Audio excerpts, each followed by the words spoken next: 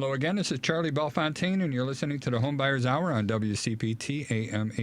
It's going to be our three experts in the, wow, I just said experts, sorry, I think I just jinxed everybody here, but I got Patrick, who I value quite a bit, in the studio with me, so I'm going to let Patrick introduce himself, please. I mean, do you think there are some days when I lack expertise? I mean, never once. Literally, I never think that at all. Unfortunately, my brain has been warped in such a way that, I can only think about real estate sometimes. And, it's a disease, Patrick. It's a disease. It is. The more I'm working with my therapist to come up with a diagnosis, and we'll name it after her, which is fine. But I'm going to be the patient zero as far as the illness that invades your mind when it comes to real estate. My name is Patrick Loftus. I'm a real estate lawyer. If you are selling a home or buying a home, you want to get me involved to make sure things go smoothly. Social media. On TikTok, find me at Loftus Law. You can also find me on Instagram, Loftus_law. You can also find me on LinkedIn. But that's all.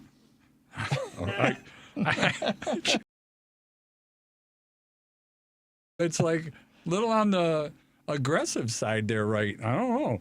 Joey. It seemed cranky, yeah. Oh, yeah. Somebody put their underwear on the wrong way or something. I don't know what's going on, but or they're too tight. I don't know. But anyway, let's just skip off of that. Maybe we'll try and ignore him a little bit. That is hopefully the last time Charlie talks about my underwear. I hope so, too. Joey, give us the rundown, please. Joey Mathews, the VA Loan Nerd, NMLS 1330694. You can find me across all the social medias as at the VA Loan Nerd. And you can find me on my website, thevaloannerd.com. You can feel free to call or text me at 630-235-2405. Talk to me what's going on in the world. CPI, Consumer Price Index, came in right where it was anticipated, and the market reacted bigly, and then we lost all of that reaction. So we are just floating right back to where we were. There is almost a 100% certainty that the Fed will cut rate again at this meeting this month, and anything beyond that, all bets are off. Well, selfishly speaking, as someone who has one adjustable rate mortgage, cut, baby, cut. Yeah, that will save me some money every month. I mean, in case let me unpack that for a moment. When I was a younger person, in 2007, as a matter of fact, I bought a townhouse.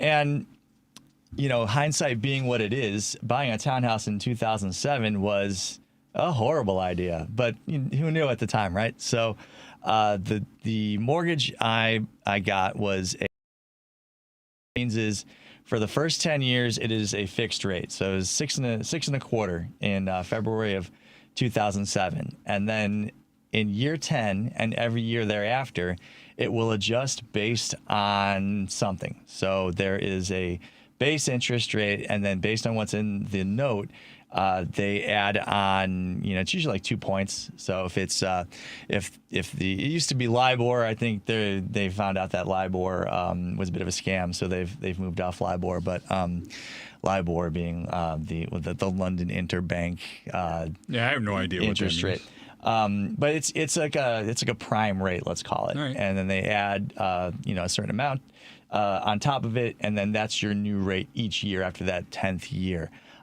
So when interest rates went way down, so did my mortgage payment on that property, because I still own it, still in the same loan. Yeah. As interest rates crept up, so did my payment. So that affected me personally as that happened. Now, it doesn't adjust each month. Each Fed rate cut doesn't really do much for me, on a month-to-month basis. But each year, when it comes time to readjust, I'm rooting for that interest rate to keep cutting. So I think whatever that interest rate is going to be sometime in February is where I'll be at. So cut that rate, guys. Kind of a dumb question, but we were all the way down to the 2s, right, or something like that. Mm-hmm. Why didn't you refinance and go to a fixed mortgage back then? Because I bought that place and then the value of it basically dropped by a third. And so I was underwater Really? for a long, long time. It did not recover to the amount that that I did not recover to to the value that I purchased it for until like 2021. So I bought it in 2007.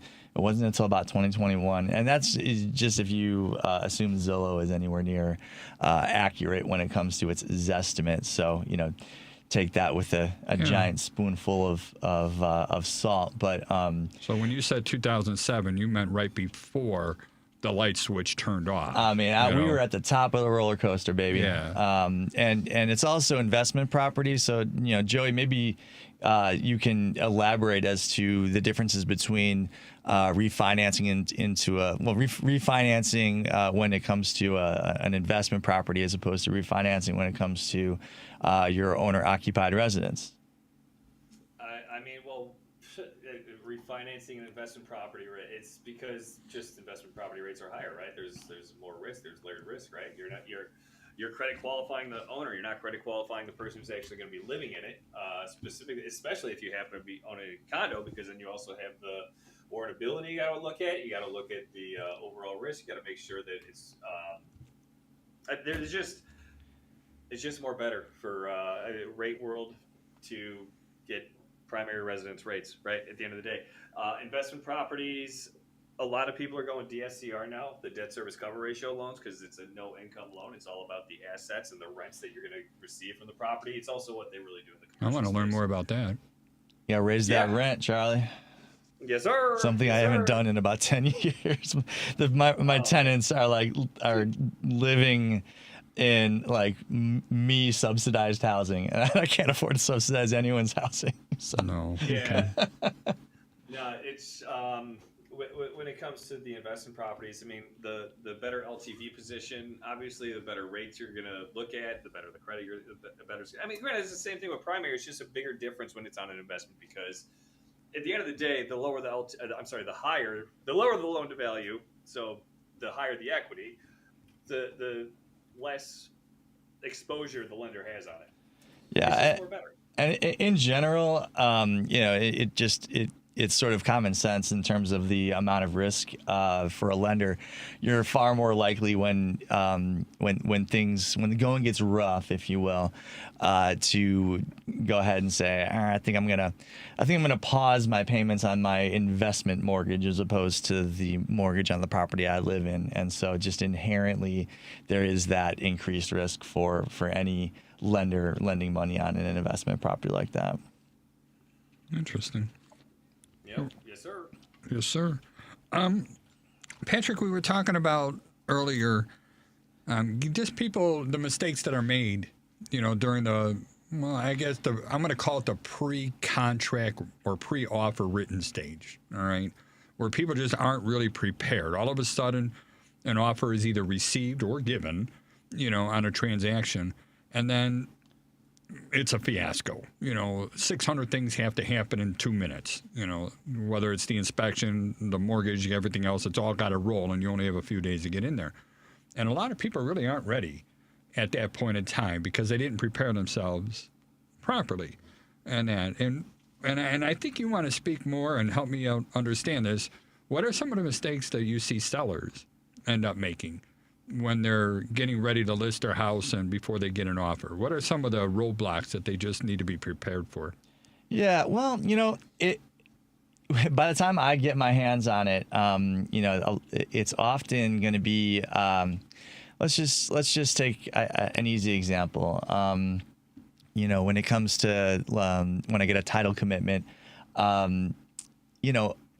sometimes there will be mortgages that are sort of in the past and no one's let me give a different example. All right, so there is this thing called ghost mortgages, right? So and this again, I'm gonna take us back to the mid 2000s where you may recall if you bought a home in that time frame. And Joey, I'm sure you remember this well, where people didn't want to pay PMI. So the way they got around that is if you had 10% down, you would get an 80% loan to value first loan, and then at the same time you would get a 10% loan to value second loan, so that even though you're only bringing 10%, you weren't paying PMI on either loan. That's how that worked, right, Joey?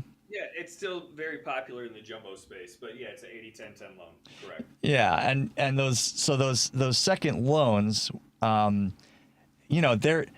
there's a mortgage attached to them, but they're very, very insecure as opposed to a first loan. And a lot of that was based on the incorrect notion, but something that I heard people say all the time back in those days was that real estate never loses its value. It only increases in value. I always wondered about that because I was a young person at that point. I was like mid-20s. I didn't really have any frame of reference to test that kind of statement, but it did occur to me that seemed like it must not necessarily be true, and I was more than proved right about that notion in the back of my mind about real estate always maintaining and increasing its value. That turned out not to be the case. In any event, there was a big drop during that time, but it did come back. Well, eventually, in some places, in many places.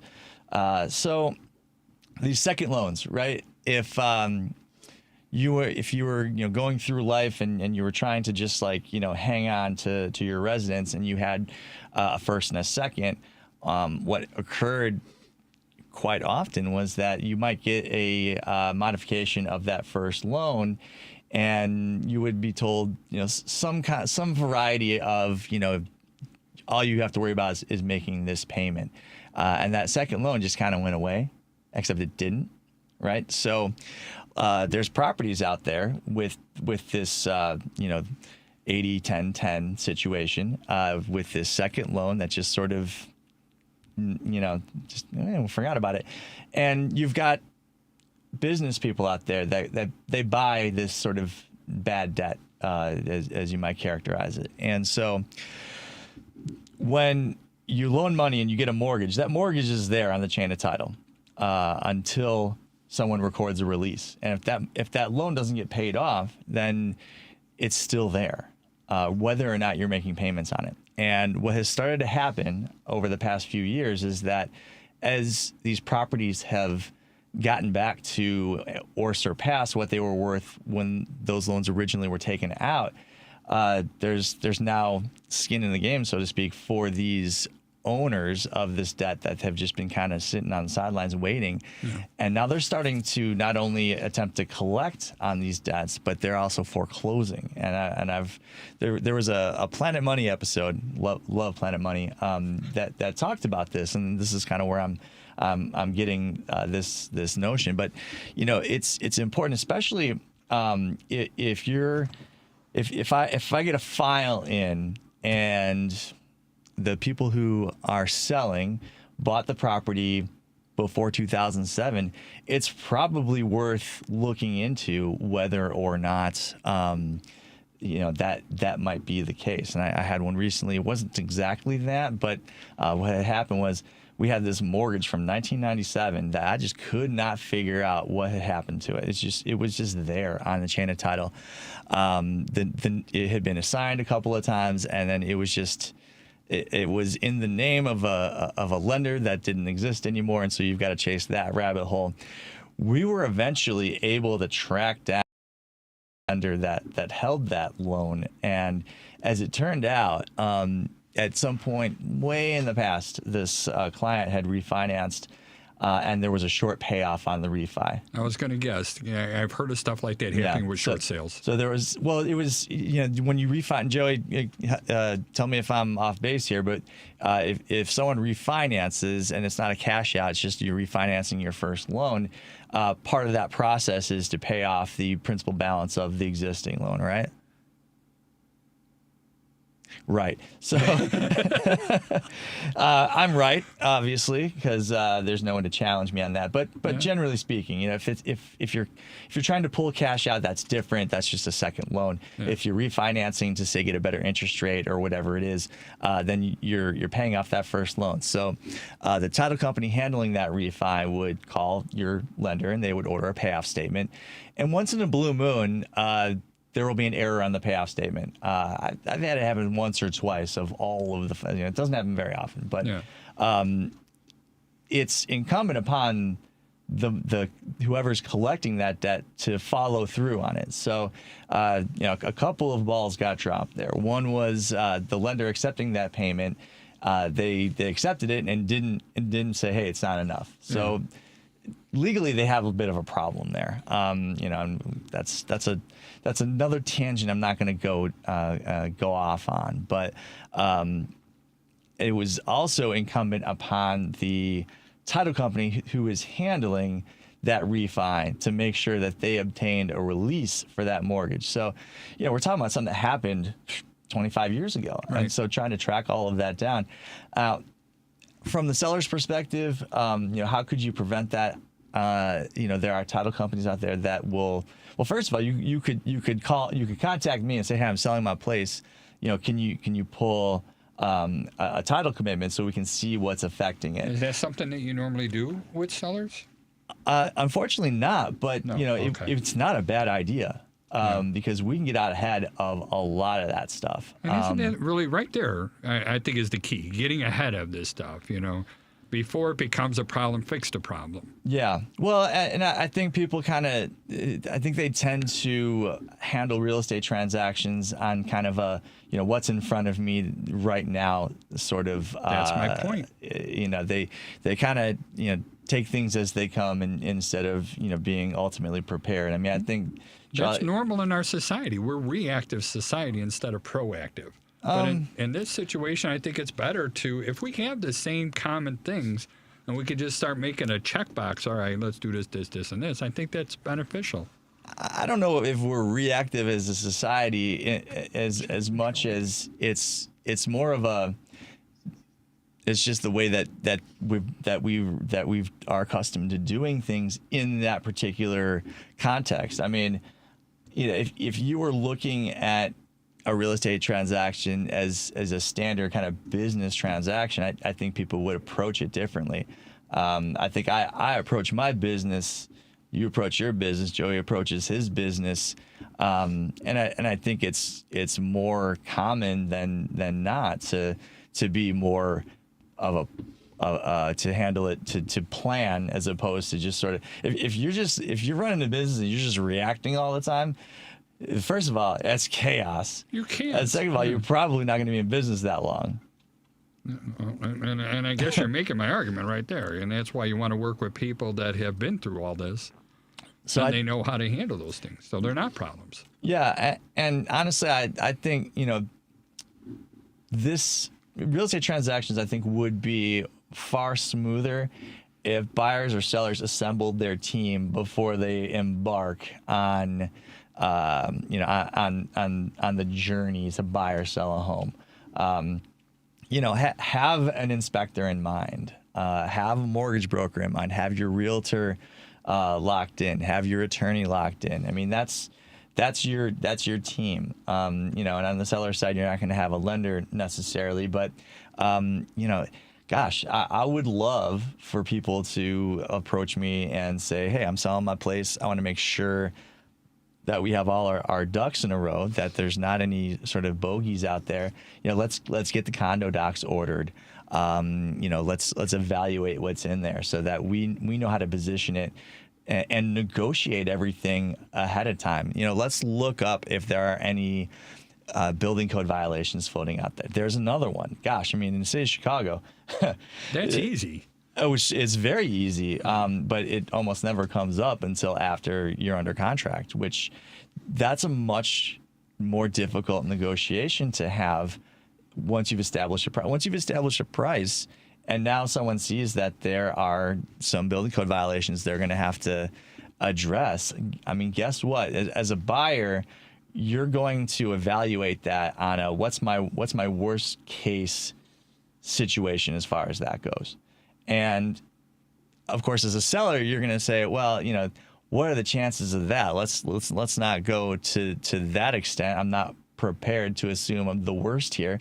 But the buyer goes, look, it's already your risk. I'm the one being asked to assume this risk. I have to evaluate it from my perspective.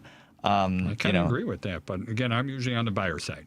Yes, but I would assume that whatever was discovered in terms of latent building code violations, I mean, it's probably something you're going to pick up during your inspection. Oh, hell no. No? Are you kidding me? No. I mean, when you're talking about building code violations, it's usually going to be property maintenance type stuff. All right. That's where it comes in, or somebody files a complaint down there. But as far as having an open permit, I mean, so many things are done without permits at all. All right. And, so that's not going to be a code violation. I know it sounds kind of goofy, but you got to have the city involved with it in order for the code to even get involved in order to have a violation. And they're the ones that get to decide if it's a violation or not. Yeah, well, open permit, I think is somewhat of a different situation than what I'm talking about. When you find open permits, especially in Chicago, man, it is so hard to figure out the status of a permit, whether it's been closed or not. The search function on the building department's website, super useful. Glad it's there. I agree. However, then you look into it, you find an open permit, and it's like, well, can we find out from the city if it's closed? Sorta. Yeah, there's no people there Sorta. to help you, yeah.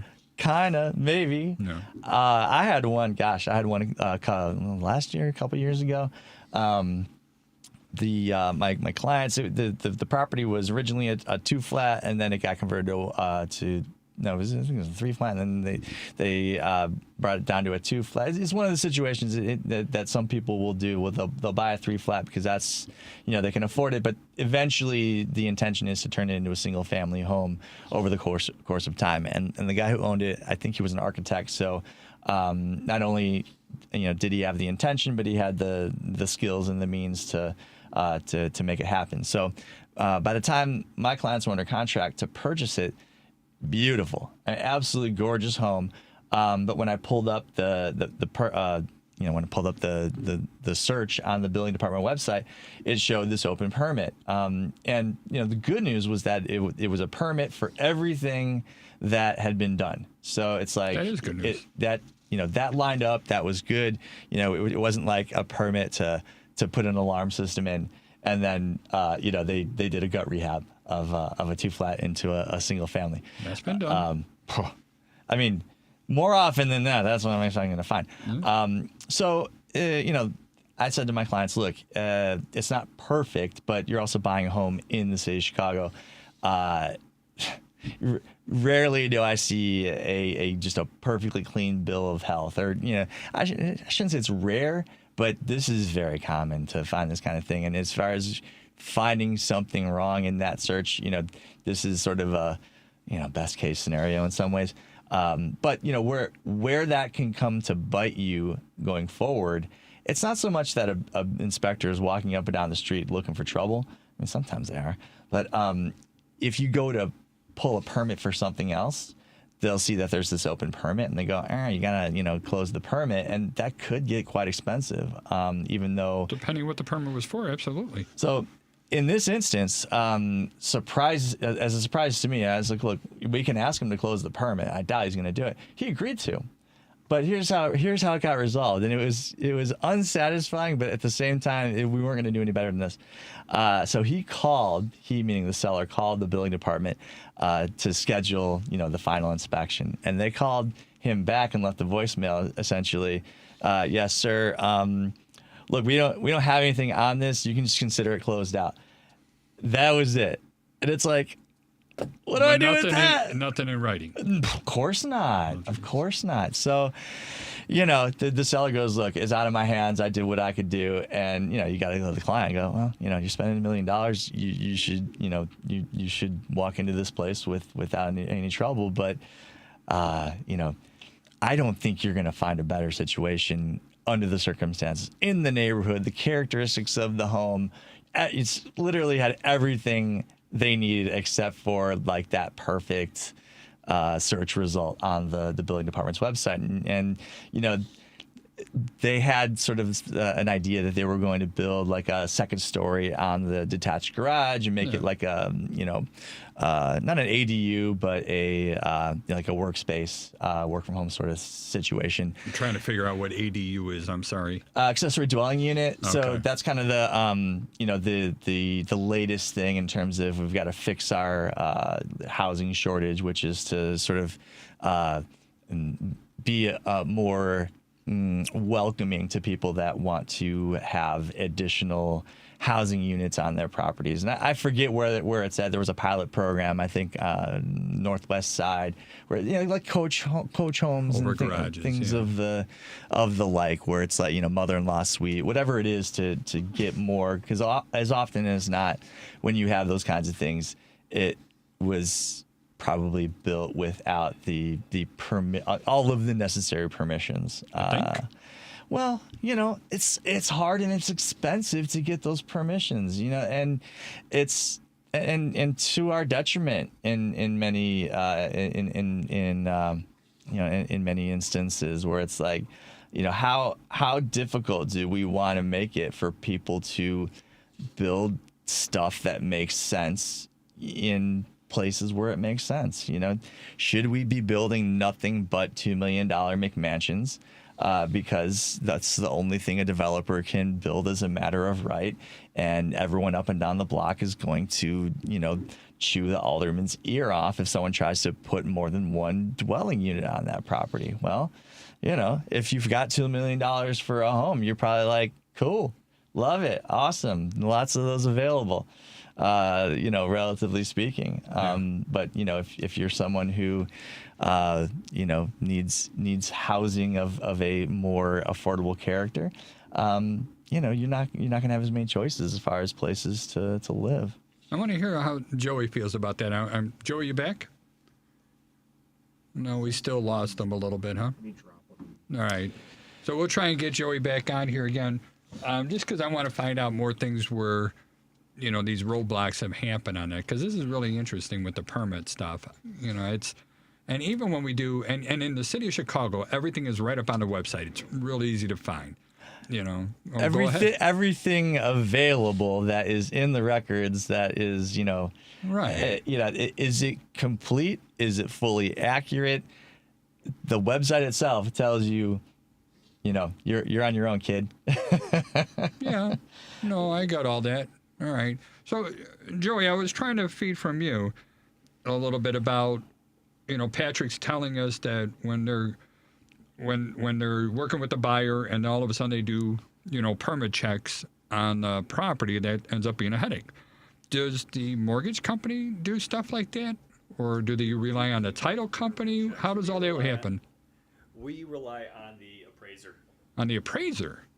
Yeah, because if an appraiser sees unit's legal description is a 2-unit versus a 3-unit, we know there's an appraiser's going to be able to identify if work has been done on the property, and they will ask if permits got pulled, right? And there's certain municipalities, Cicero, Berwyn, Lyons, where the municipality actually goes and does their own inspection. Right, transfer inspection. Point of That's sale right, inspection. North Lake, yeah.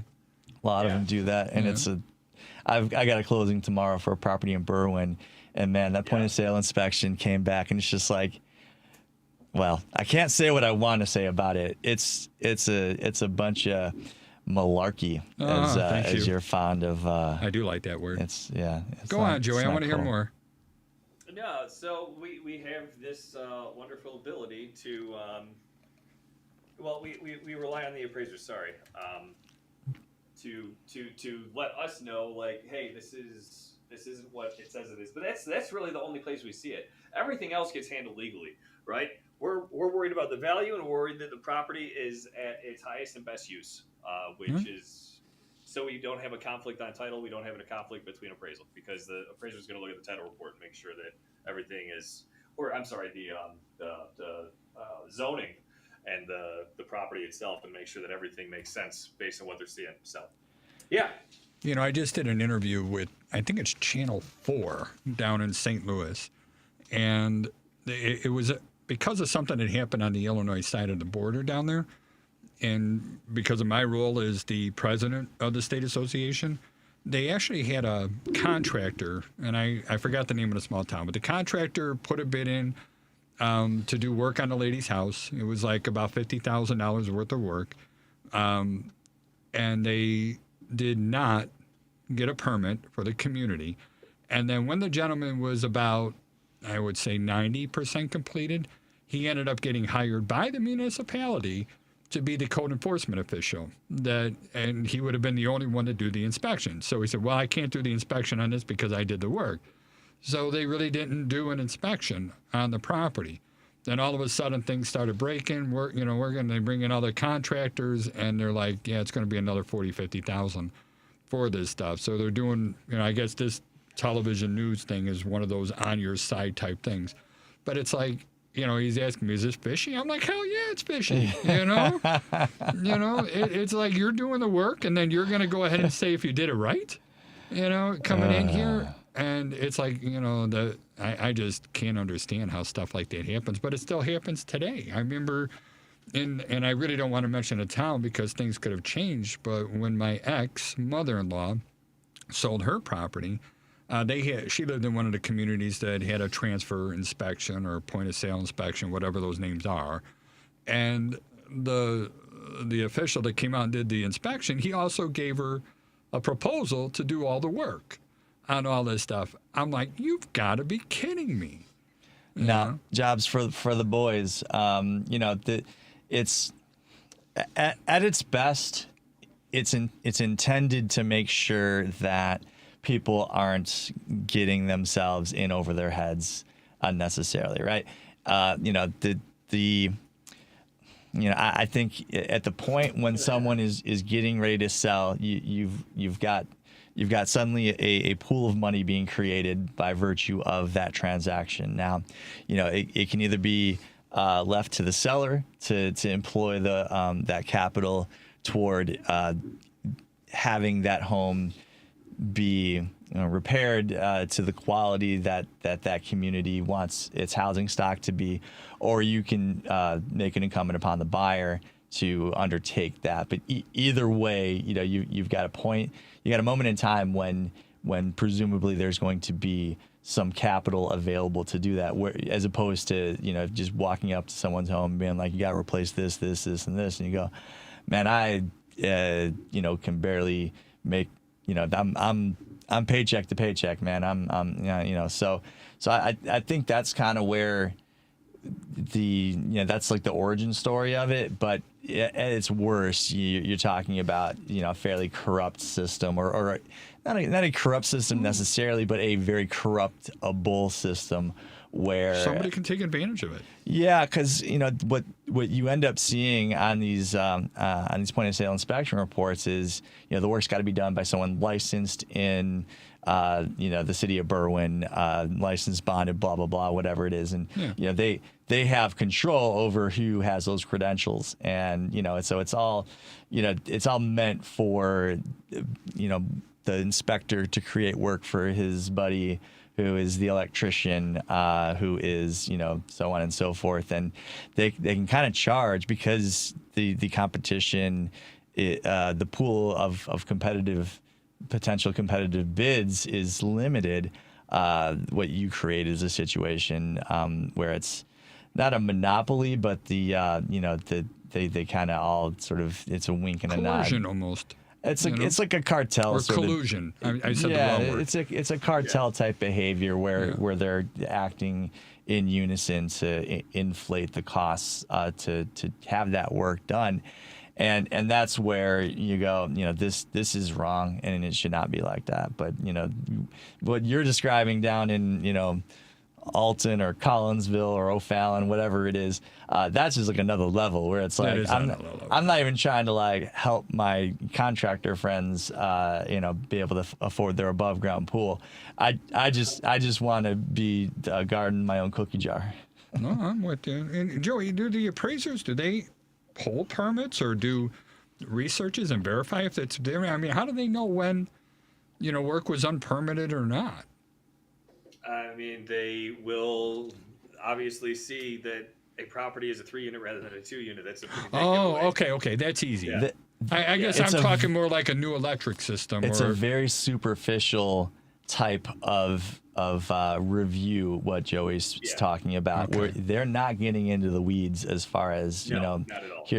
They won't even go on the Department of Buildings website and punch in the address and find out, because I mean, on the one hand, it's outside their remit, but I think because, I mean, gosh, you'd make it darn near impossible to transact in the city of Chicago for any property without a completely clean bill of health. And gosh, I mean, there's always a list on those things, especially the older houses. Well, and the last thing you want in this situation, so when the buyer discovers, there's a couple of outstanding violations, which, like I said, is fairly commonplace.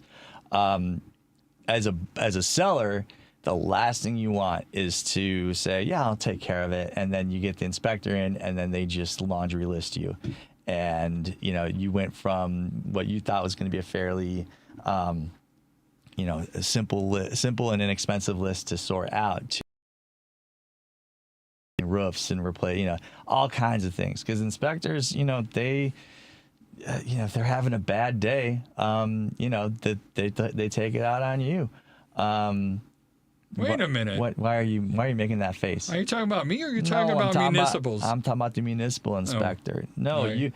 you're I never have a bad day. Yeah, no. I mean, your work has a nexus between the quality of your work and the person who's actually consuming the service that you provide. Yeah. Whereas the inspector works for a faceless a government department, and they either get to do whatever the heck they feel like, or they do whatever the heck the who's running that department says to do, and whatever's on their political agenda. And you just can't, you really don't ever want to put yourself at their mercy, because they have so much power to make your life difficult. Absolutely.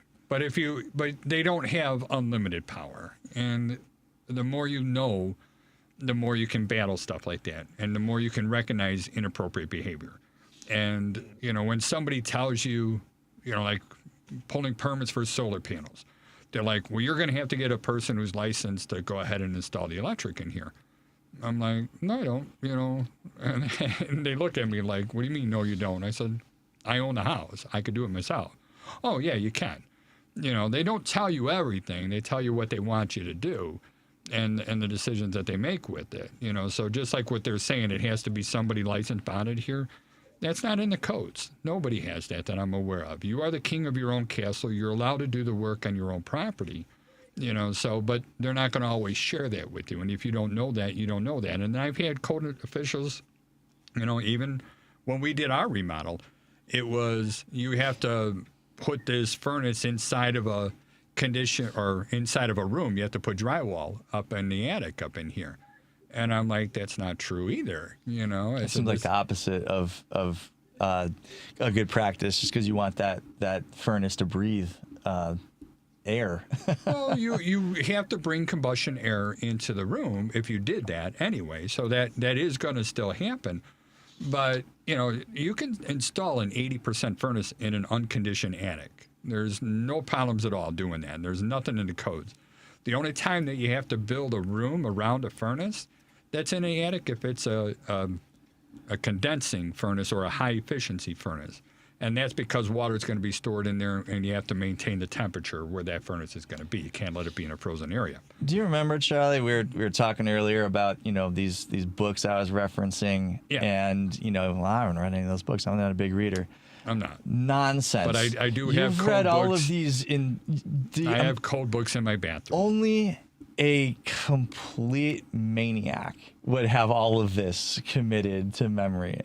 I don't have. I am a complete maniac. All right. I know, and I mean that But I've been doing this a long I mean time. that in it a didn't very come- loving way. But know.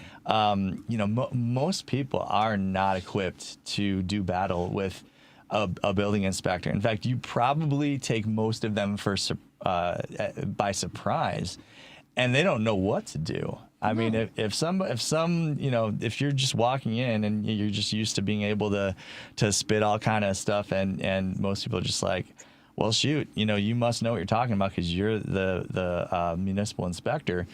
You know, that's 99% of their interactions with the public, and then they show up at your place, and you're like, well, actually, you know, code number 6.2 of the Illinois Plumbing Code says that, blah, blah, blah, blah. They're just like, even I don't know that. Like, you know. Yeah. You know, but again, it's not something that came overnight. All that stuff does take time, and you're right. You know, to quote Liam Nielsen or Nelson. I have a particular set of skills. That's it. That's exactly what I was gonna say. You know. Yeah. But it's true. You know, I get into the codes. I get into all this building science stuff, and I always want to know the why. I don't want to know the yes and the no. And I understand human beings don't know everything. But that's one of the reasons why I value you two as well, because you take your craft, we'll call it that, very seriously, and you, quite frankly, you want to know more than your competition. And that's something to be proud of, not embarrassed of. No, I can't help it. I'm just got this really, I've got this like pit of curiosity that I keep throwing knowledge at that it just never fills up, and it's very annoying. I think if Like a boat with money. Nothing sure. but a hole in the water that you throw money into. That's exactly right. Yeah, the best thing that you could ever do with a boat is have a friend that owns one. Mm-hmm. So, you know, Joey, when you buying a boat? I should buy a boat. Yeah. Who's from St. Corky Romano? Anybody? Yeah, the guy who lives in a desert should buy a boat. Well, that's right. They don't have water out there, do they? I mean, they well. So look, we've said a lot about building code violations, and you know how does it affect. Look, let me just boil it down to the most basic information that a home seller or a home buyer would want to know. It's building code violations are not something that you're going to be able to rely on your lender, the appraiser, the building inspector. At the end of the day, if there's something like that affecting the property, it's gonna affect who owns the property. Period. Bottom line, the buck stops with you. And definitely do not even think for a moment that title insurance will have anything to do with resolving a build of a code violation, anything to do with the condition of the property. Title insurance doesn't have anything to do with that. So, you know, to the extent that you make an assumption, especially Joey with VA loans in particular, and to some extent FHA, I've definitely heard people, I'm sure you have, who go, do I need to have an inspection? I have a VA appraiser going out. You ever heard that one? Always, I hear it all the time. You always get, and they don't say the VA appraisal. Do I need to have the home inspection? I have the VA inspection. There's no such thing. There's no such thing as a VA inspection. You just gotta stop calling it that. It's not nice. Always get a home inspection from Charlie. How do I get certified? And this is like the number one question I get asked by new home inspectors when they're trying to expand their business. And then, you know, how do I get certified to be a VA inspector? I'm like, there's no such thing. Yeah, right. Yeah, they think that's going to be like, you know. Well, the realtor said there is. Oh, well, then there must be. Yeah. All right. That's their ticket to Easy Street, because all it is the government, you know, writing checks to go out there and inspect homes that veterans are buying, right? But this is important to know, you know, especially as a buyer. And Joey, I know that we created that video, and we're going to start putting all that stuff out there. But you know, the minimum property requirements and the minimum property standards. I mean, if you're going to be buying a home, these are the things that the appraisers are going to be, or let me rephrase that, should be calling out. Human beings make mistakes and that. But the more we're prepared for these things, the more we can know how to handle them should they arise. But if we don't prepare for them, and now we're doing, like I said, all these things happen in a 5-day window, that's a short period of time to get a whole lot of stuff done. Yeah, I had an uncle who passed several years ago. But one thing he told me that I always remember is you don't have to run faster if you start running sooner.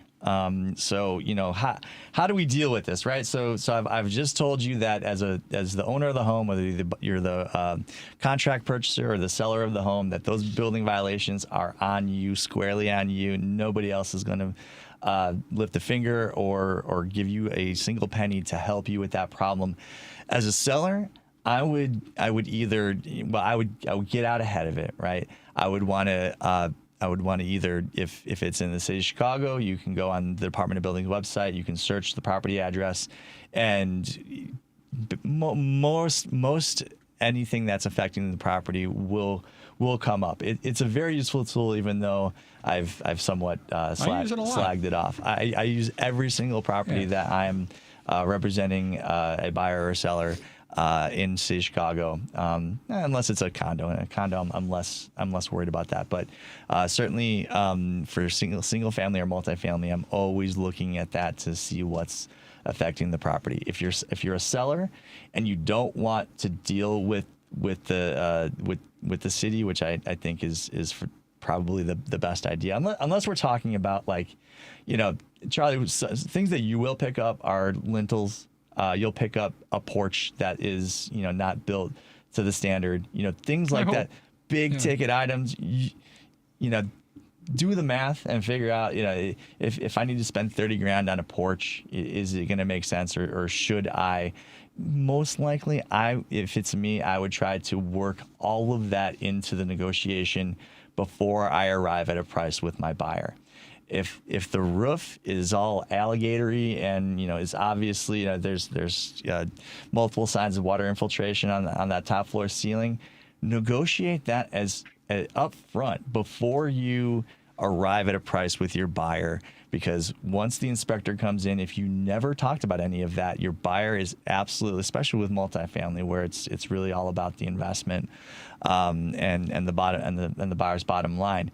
Negotiate as much as possible up front. Discover as much as possible about your property and work it into the negotiation. Don't hope for the best later on, because you're just going to be wasting your time. All right. Time, energy, and money. As a buyer, okay, sort of similar thing. If you're in the city of Chicago, search the Department of Buildings website. If you're outside the city of Chicago, submit a Freedom of Information Act request. You will get the results back within 5 business days. 5 business? I thought it was like 2. Most of them are really quick. Yeah, usually you do get it back quicker. Yeah. But they have up to 5 business days to respond. And figure that out and either stick it in your back pocket to negotiate later, or negotiate it up front. Make sure you get enough of a price chop so that the repairs are built into what you're paying for it. It's as we've. But that's not always the case. I mean, I got to argue that one a little bit, because the biggest thing I've been repeating recently is there's no right or wrong in real estate anymore. Everything comes down to leverage. And if you're going to be buying a house and there's 10 other buyers, you can go ahead and negotiate all you want. They'll just turn you away. Well, that's okay though. That is okay though. And that's go on. okay.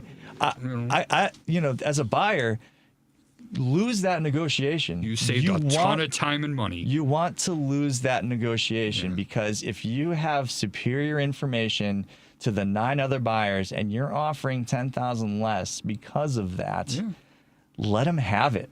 Yeah. Let them have it. It was not meant for you. And you got rid of one of the competition on the next property that you're looking at. It's just be a smart consumer. Every time you go to the store, you don't have to buy something. If it ain't for you, it ain't for you. And we're not talking about go to Costco, then it's the law. You have to buy a whole bunch of stuff. That's not necessarily true. You can go to Costco, you can get free samples. Yeah. And you can get a hot dog. $1.65. I thought it was $1.50. Got to add tax. Oh, stop it. Oh my gosh. This guy's so annoying. So annoying. Golly. Let's go. Is that a Pluto laugh? It sounded like Pluto laughing. It was. Yeah, it was. Or a Snidely Whiplash. I don't know. Patrick, do you know who Snidely is? No, I'm not old enough to Goodness gracious, what on earth? We're going back down to the Scooby What day is Doobies. it? What are we doing? I don't know. No one knows. No one knows. Yeah, I'm a boomer. Don't be mean to me. everyone acts like they know what they're doing, but nobody knows what they're doing. The only people that think they know what they're doing are boomers because they live they live in this world where no one has ever told them that they're full of malarkey. Everyone has told us that horse hockey and malarkey. What are you talking about? I hear that every single day. And you go, I can't hear you because I have all of the money and all of my money is like clogging up my ears and I can't hear all of the criticism and it's nonsense anyway because we're right and they're wrong. You just pull yourself up by the bootstraps, dag nabbit. Now you're talking. If everybody else did that, this would be a better place. Charlie never had an ounce of help from anyone. He did it all himself. He is the standard boomer. Correct. Whereas Joey, you and I are just standing on the shoulders of the boomer giants. I know. I'll let you be there. I love you both. I'm gonna barf now. Jeez Louise. We are getting towards the end. We're Can't running out believe of I haven't time. sworn yet. So now that we know that the boomers are the greatest generation of all time, I'm glad we all agree with that. Except for the generation that's actually called the greatest. But okay, go ahead. Keep going. Ooh, I like that. It is. But let's go ahead and give some, final words and then also go ahead and let people know how to get hold of you again, Pat, please. Final words. Look, I'm going to repeat what I said a few moments ago. You don't have to run fast if you start running sooner. If you know you're going to sell your home, reach out to me. We can pull a title commitment. We don't have to have a contract to do that. We can find out the things that might pose a problem going forward. I can research what is affecting your property from a building violation standpoint, other things. There's a lot of research I can do to prepare you for the negotiations that you're going to have as you start to field offers from potential purchasers. So reach out in advance. The sooner the better, to be honest. Okay, so that's my pitch. All right. Yeah, good pitch. If you are going to reach out, all right, find me on social media. On TikTok, I'm at Loftus Law. On Instagram, I am Loftus_Law. And if you are going to try to hire me and you want to hire me to sell your home, you can call or text me at 773-632-8330. I don't do that very often, so. Sounds good. Text him at me often in the middle of the night. Joey, please. Joey Mathews, the VA Loan Nerd. You can find me at thevaloannerd.com across all the social medias as at the VA Loan Nerd. You can call or text me at 630-235-2405 at midnight. At midnight. Yeah, text him and ask him how to get VA certified as an inspector. That won't go over well at midnight. That's for sure. We really don't have much time. I'm going to ask you this next time when it comes up there. But is there something that sellers, would they have a reason to get hold of you? And don't answer, but would a seller have a reason to get hold of you to go over some loan mortgage documents to see if there's any headaches that could come in there? That's going to happen next week. I've got a reason get to why. that answer. But we don't have time for that answer. We're running out. If you're selling, you're probably buying, and you want to coordinate with your lender how exactly that's going to go down. I love it. Some people want to buy before they sell so they don't have that sort of in-between situation. And some people can make that work. Some people can't. But talk to Joey because you won't know until you find out from him, and he'll be able to tell you, he's always got an answer within 5 seconds. I want to dwell on that deeper, but we do have to sign off right now. I'm sorry to interrupt you, Patrick. My name is Charlie Bellefontaine. I want to give special thanks to Devin Tingle. He's going to make everything working.